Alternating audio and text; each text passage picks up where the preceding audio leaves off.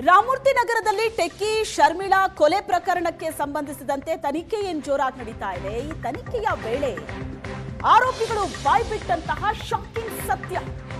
ತನಿಖೆ ವೇಳೆ ಶಾಕಿಂಗ್ ಸತ್ಯವನ್ನ ಆರೋಪಿ ಬಾಯ್ಬಿಟ್ಟಿದ್ದಾರೆ. 2 ತಿಂಗಳಿಂದ ಶರ್ಮಿಳಾ ಚಲನವಲನದ ಮೇಲೆ ನಿಗಾ ಇಟ್ಟಿದ್ರು. ಓದೋ ನೆಪದಲ್ಲಿ ಟೆರೆಸ್ ಮೇಲೆ ಕರ್ನಲ್ ಕುರೈ ಹೋಗ್ತಾ ಇದ್ರು. ಶರ್ಮಿಳಾ ಸ್ನೇಹಿತೆ ಇಲ್ಲದೆ ಇರುವಾಗ ಆರೋಪಿ ಎಂಟ್ರಿ ಆಗಿದ್ದ. ಸ್ಲೈಡಿಂಗ್ ಕಿಟಕಿ ಡೋರ್ ಆರೋಪಿ ಓಪನ್ ಮಾಡಿದ ಹೇಗೆ? ಸ್ಲೈಡಿಂಗ್ ಡೋರ್ ಓಪನ್ ಮಾಡೋದನ್ನ ತಿಳ್ಕೊಂಡಿದ್ದ ಕರ್ನಲ್.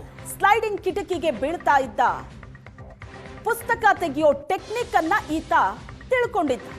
ಇದೇ ಟೆಕ್ನಿಕ್ ಬಳಸಿ ಮನೆ ಒಳಗಡೆ ಆರೋಪಿ ಎಂಟ್ರಿ ಆಗಿದ್ದ. 2 ತಿಂಗಳಿಂದ ಶರ್ಮಿಳಾ ಮೇಲೆ ಈತ ನಿಗಾ ಇಟ್ಟಿದ್ದ. ಓದೋ ನೆಪದಲ್ಲಿ ಟೆರೆಸ್ ಮೇಲೆ ಹೋಗ್ತಾ ಇದ್ದಂತೆ.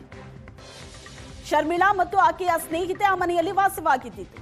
ಆದರೆ ಶರ್ಮಿಳಾ ಸ್ನೇಹಿತೆ ಇಲ್ಲದೆ ಇರುವಾಗ ಆತ ಆ ಮನೆಗೆ ಎಂಟ್ರಿ ಕೊಟ್ಟಿದ್ದು.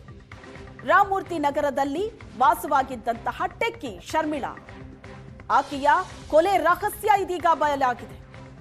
ಮನೆಗೆ ಬೆಂಕಿ ತಗುಲಿತ್ತು. ಆ ಹೊಗೆಯ ಘಾಟಿನಲ್ಲಿ ಆಕೆ ಉಸಿರುಗಟ್ಟಿ ಮೃತಪಟ್ಲು ಅಂತ ಆರಂಭದಲ್ಲಿ ಹೇಳಿತ್ತು.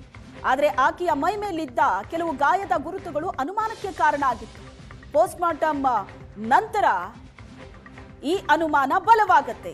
ಆಗ ಹುಡುಕಾಟದಲ್ಲಿ ಸಿಕ್ಕಿದ್ದೆ ಈ ಕರ್ನಲ್ ಕುರೈ.